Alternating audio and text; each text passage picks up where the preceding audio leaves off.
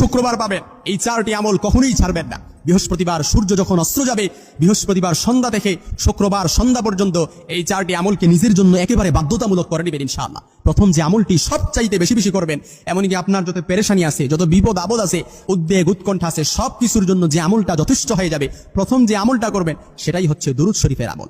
দুরূদ শরীফ পারি না এমন কেউ নাই। সবচাইতে ছোট্ট দুরূদ সাল্লাল্লাহু আলাইহি ওয়াসাল্লাম, এই দুরূদটাও আমরা পারি।